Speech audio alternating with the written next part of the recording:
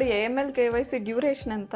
ఇది actually short term course అండి. Duration వచ్చేసి మనకి 1 month ఉంటుంది. ఓకే. 1 month ప్లస్ ఈ జాబ్ ఓరియంటెడ్ ట్రైనింగ్ ఒక 1 month పడుతుంది ఇంటర్వ్యూ ప్రిపరేషన్ కి. ఓవరాల్ గా 2 months. ఓవరాల్ గా 2 months లో అయిపోతుంది మీకు. సో ఇది షార్ట్ టర్మ్ కోర్స్ అన్నమాట. అయితే చాలా మందికి జాబ్ చేయడానికి గ్యాప్ వచ్చి ఉంటుంది, వాళ్ళు కూడా కెరియర్ ఆపర్చునిటీస్ కోసం చూస్తారు. అలాంటి వాళ్ళకి ఆప్షన్ ఉంటుందా?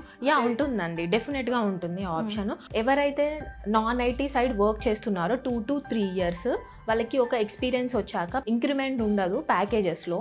సో వాళ్ళు ఈ ఎంఎల్ కేవైసీ సైడ్ షిఫ్ట్ అయిపోవాలి. అవును కదా, జనరల్గా ఐటీలో పెరిగినట్టు నాన్ ఐటీలో ఇంక్రిమెంట్స్ ఉండవు. డెఫినెట్గా వాళ్ళు అదర్ ఆపర్చునిటీస్ కోసం వెయిట్ చేస్తూ ఉంటారు. అవును. జనరల్లీ అండి ఈ కోర్సుకి సంబంధించి మాట్లాడితే ఫ్రెషర్స్కి ఎక్కువ ఆపర్చునిటీస్ ఉంటాయా, లేకపోతే ఎక్స్పీరియన్స్డ్ క్యాండిడేట్స్ని ఎక్కువ రిక్రూట్ చేసుకుంటారా? మనకి కంపేర్ టు ఫ్రెషర్స్ ఎక్స్పీరియన్స్డ్ పర్సన్స్కి ఎక్కువ ఆపర్చునిటీస్ ఉంటాయి. ఇప్పుడు ఎవరైతే నాన్ ఐటీ సైడ్ వర్క్ చేస్తున్నారో లైక్ బీపీఓ అని కేపీఓ పైన 2 to 3 years అయిపోయాక వాళ్ళు షిఫ్ట్ అవ్వాలి అనుకుంటే ఏఎంఎల్ కేవైసీ సైడ్ షిఫ్ట్ అవ్వచ్చు. వాళ్ళకి ఇక్కడ ప్యాకేజెస్ కూడా బాగుంటాయి. 2 to 3 years అయిపోయాక minimum 7 to 8 lakh per annum వరకు ఉంటుంది వాళ్ళకి. రైట్. అంటే సాధన గారు దాంట్లో వర్క్ చేస్తూ ఐటీలో వర్క్ చేస్తూ షిఫ్ట్ అవ్వచ్చు అంటున్నారు కదా. ఐటీ చేసే వాళ్ళు కూడా షిఫ్ట్ అవ్వచ్చు, నాన్ ఐటీ చేసే వాళ్ళు కూడా షిఫ్ట్ అవ్వచ్చు కదా.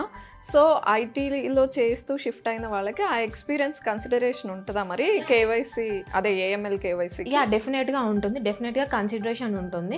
ఎవరైతే మాకు ఐటీ కొంచెం ప్రెజర్ అనిపిస్తుంది లేకపోతే కొంచెం సింపుల్గా చూస్ చేసుకోవాలి అనుకుంటే ఏఎంఎల్ కేవైసీ సైడ్ షిఫ్ట్ అవ్వచ్చు వాళ్ళు కూడా. ఓకే.